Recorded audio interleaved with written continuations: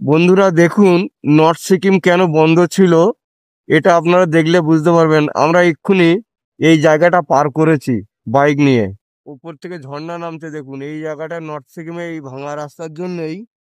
আমি একটু রাস্তাগুলো দেখানোর চেষ্টা করছি আপনাদেরকে। খাদগুলো দেখুন। এই হাঁটছি, এই হাঁটছি আর এই খাদ আমার পাশে, এই দাঁড়িয়ে আছি আর এই খাদ।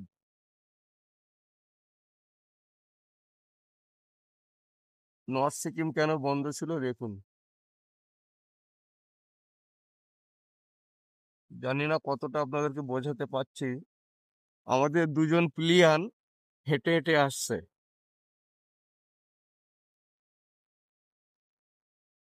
রাস্তাটা দেখুন, এই দাঁড়িয়ে আছি আর এই খাদ।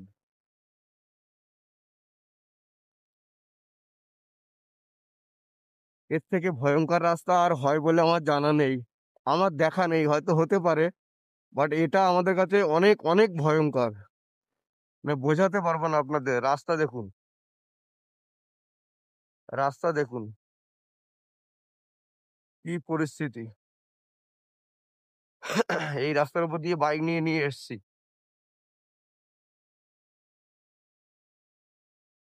ভাবা যায়? মাটি একদম পুরো ভেঙে ভেঙে পড়ছে।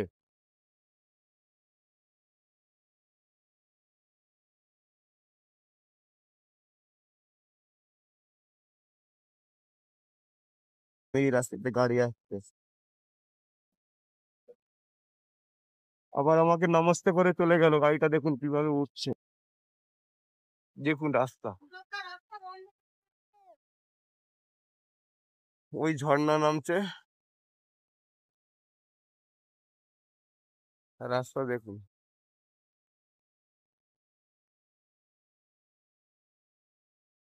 ওই উপর থেকে ঝর্ণা নামছে। আমি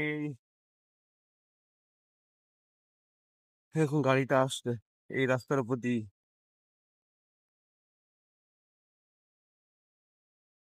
আর আমাদের দুজন প্লিয়ান ওই হেঁটে হেঁটে যাচ্ছে পাহাড়ের গায়ে। দেখুন রোদ পড়েছে, কত ঝলমল করছে দেখুন। কতটা বুঝতে পারছেন জানি না আমি। পাহাড়ের গায়ে রোদ পড়েছে দেখুন, ঝলমল ঝলমল ঝলমল করছে। ঈশ্বর যেন পাহাড়কে মানে রূপ ঢেলে সাজিয়েছে, মানে ঢেলে দিয়েছে। এত সুন্দর রূপময় করে তুলেছে, যেটা কল্পনা করা যায় না, না আসলে না দেখলে। এই যে আমার হিরো, এই হন্ডা SP 125।